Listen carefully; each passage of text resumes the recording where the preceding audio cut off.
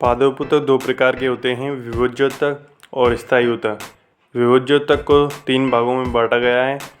एक तो शीर्ष विभोज्योतक, दूसरा अंतर्वेशी विभोज्योतक व तीसरा पार्श्व विभोज्योतक। वहीं दूसरी ओर स्थायी ऊतक को भी तीन भागों में बांटा गया है, सिंपल टिश्यू, कॉम्प्लेक्स टिश्यू और स्रावी ऊतक। सिंपल टिश्यू यानी सरल ऊतक को फिर तीन भागों में बांटा गया है, पेरेन्काइमा, स्क्लेरेन्काइमा और कोलेन्काइमा, जिन्हें हम मृदोतक, दृढ़ोतक और स्थूलकोणोतक के नाम से जानते हैं।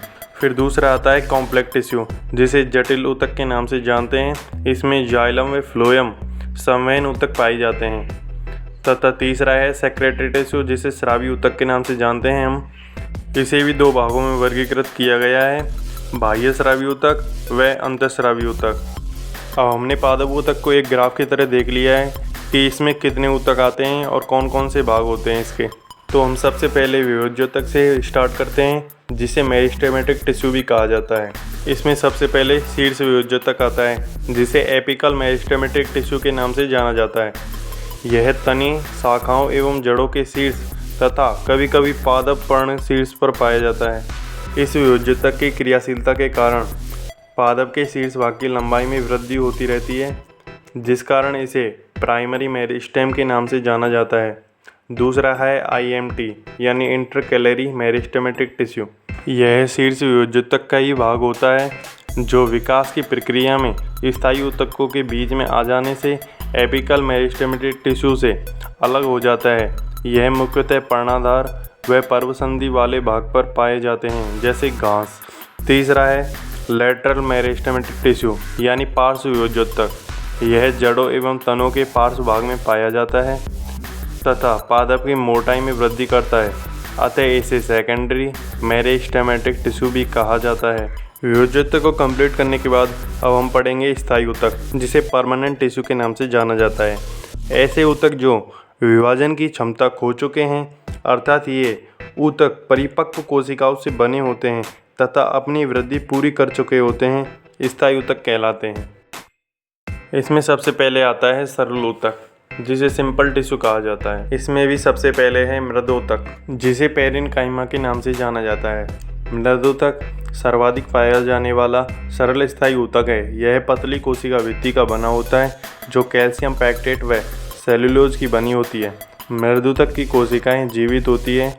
इसकी कोशिकाएं विभिन्न आकृति की हो सकती हैं, जैसे गोलाकार, अंडाकार, ताराकार व बहुभुजी।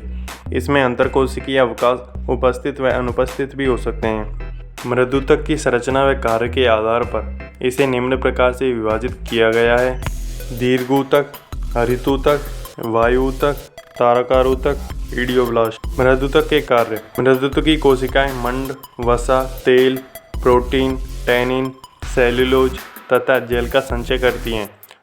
दूसरा, हरितऊतक की कोशिकाएं प्रकाश संश्लेषण का कार्य करती हैं। तीसरा, वायु ऊतक पादप अंगों को उत्प्लावकता प्रदान करते हैं, जिससे वे तैरने व गैसीय विनिमय में सफल होते हैं। ताराकार ऊतक मधुमक्खी के छत्ते के समान एक जाल बना लेती है, जो इन पादपों को यांत्रिक दबाव सहने की क्षमता देती है। नेक्स्ट है स्थूलकोण ऊतक, जिसे कोलेन्काइमा के नाम से भी जाना जाता है। यह भी जीवित कोशिकाओं से बना हुआ ऊतक होता है। यह पौधे की वृद्धि हो रहे भागों को सहारा प्रदान करता है। एग्जाम्पल के तौर पर तना, पत्ती व वृंत। यह ऊतक द्विबीजपत्री पौधों में पाया जाता है। एक बीजपत्री पौधों में यह उपस्थित नहीं होता है। इसकी कोशिका भित्ति पतली होती है, लेकिन किनारे सेल्यूलोज, हेमीसेल्यूलोज व पैक्टिन के जमाव के कारण मोटे होते हैं। इसकी कोशिकाओं का आकार अंडाकार, गोलाकार व बहुकोणीय हो सकता है। इनमें क्लोरोप्लास्ट पाया जाता है। इसकी कोशिकाएं मृदोतक की कोशिकाओं से लंबी होती है। ये तीन प्रकार के पाए जाते हैं: स्तरीका स्थूलकोण ऊतक, रिक्तिका में स्थूलकोण ऊतक, कोणीय स्थूलकोण ऊतक। इसके कार्य: स्थूलकोण ऊतक पादप के तरुण अंगों जैसे पतली तरुण शाखाओं, पत्ती, वृंत, पुष्प आदि को मजबूती प्रदान करता है। यह पत्तियों को कटने फटने से बचाता है। कुछ पादपों में स्थूलकोण ऊतक भी प्रकाश संश्लेषण का कार्य करते हैं। आवश्यकता पड़ने पर स्थूलकोण ऊतक विभोज्योतकी होकर द्वितीयक वृद्धि में व घाव भराव में सहायता करते हैं।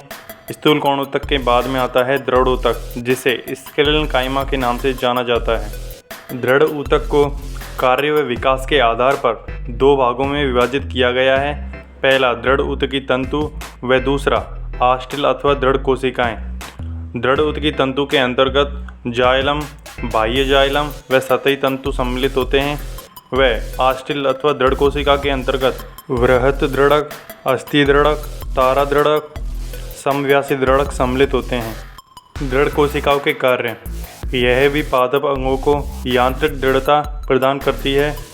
वृक्षों की छाल, फलभित्ति तथा बीजावरण में उपस्थित दृढ़ कोशिकाएं इन्हें मजबूती प्रदान करती हैं तथा आंतरिक ऊतकों की भी रक्षा करती हैं। दूसरा है जटिल ऊतक। जाइलम व फ्लोएम जटिल ऊतक हैं जो संवहनी पादपों में पाए जाते हैं। जाइलम व फ्लोएम दोनों ऊतकों में जीवित व मृत दोनों प्रकार की कोशिकाएं पाई जाती हैं। पहला है जाइलम। इसकी उत्पत्ति जाइलोस शब्द से हुई है, जिसका अर्थ होता है काष्ठ या लकड़ी। जाइलम पौधों में जल एवं खनिज लवणों के परिवहन के लिए जिम्मेदार होता है। इसे मृत परिवहन ऊतक भी कहा जाता है तथा इनकी कोशिकाओं में लिग्निन का निक्षेपण पाया जाता है। जाइलम में प्रमुख तत्व पाए जाते हैं, जैसे वाहिनिकाएं, वाहिकाएं, जाइलम तंतु व जाइलम मृदोतक। अब मैं आपको एक फैक्ट बता दूं कि वाहिनिकाएं, वाहिकाएं व जाइलम तंतु में मृत कोशिकाएं पाई जाती हैं क्योंकि इनमें लिग्निन का निक्षेपण पाया जाता है, लेकिन जाइलम मृदोतक में जीवित कोशिकाएं पाई जाती हैं क्योंकि इनमें सेल्यूलोज का स्थूलन पाया जाता है। जाइलम सामान्यतः दो प्रकार का होता है, प्राइमरी जाइलम व सेकेंडरी जाइलम। प्राइमरी जाइलम यह प्राइमरी ग्रोथ के समय अर्थात प्राथमिक वृद्धि के समय बनता है। इसमें प्रोटोजाइलम व मेटाजाइलम पाए जाते हैं जो जड़ व प्ररोह में उपस्थित होते हैं। नेक्स्ट है सेकेंडरी जाइलम। यह सेकेंडरी ग्रोथ के समय बनता है अर्थात द्वितीयक वृद्धि के समय बनता है। इसमें प्रोटोजाइलम व मेटाजाइलम अनुपस्थित होते हैं। जाइलम के बाद आता है फ्लोएम।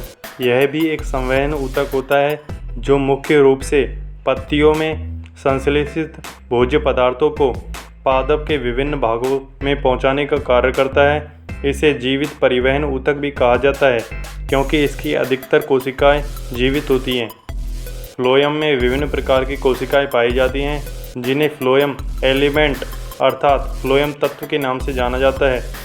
इनमें प्रमुख तत्व पाए जाते हैं जैसे चालनी तत्व, सहचर कोशिकाएं, फ्लोएम मृदोतक व फ्लोएम तंतु। फ्लोएम तंतु में मृत कोशिकाएं होती हैं, लेकिन चालनी तत्व, सहचर कोशिकाएं व फ्लोएम मृदोतक में जीवित कोशिकाएं होती हैं। क्योंकि इन तीनों में सेल्यूलोज का स्थूलन होता है, लेकिन फ्लोएम तंतु में लिग्निन का स्थूलन पाया जाता है। फ्लोएम भी दो प्रकार का होता है, प्राइमरी फ्लोएम व सेकेंडरी फ्लोएम। स्थायी ऊतक में सरल ऊतक व जटिल ऊतक को कंप्लीट करने के बाद अब तीसरा आता है स्रावी ऊतक। ऐसे ऊतक जिनकी कोशिकाएं विशेष पदार्थ का स्रावण करती हैं स्रावी ऊतक कहलाता है। इन ऊतकों से समय समय पर मकरंद, रेजिन, तेल, खड़, छीड़, गोंद, मोमी पदार्थ, लैटेक्स तथा क्यूटिन आदि का स्रावण होता है। ये प्रमुख रूप से दो प्रकार के होते हैं, बहिस्रावी संरचनाएं व अंतःस्रावी संरचनाएं। पहला है बहिस्रावी संरचनाएं। ये संरचनाएं सामान्यतः एपिडर्मिस व हाइपोडर्मिस परतों पर पाई जाती हैं तथा अपनी स्राव को बाहर की ओर स्रावित करती हैं। इसके निम्न भाग होते हैं ग्रंथिल रोम, पाचक ग्रंथियाँ, तेल ग्रंथियाँ, दंसन रोम, मकरंद कोश व जलरंध्र। सेकंड है अंतःस्रावी संरचनाएं।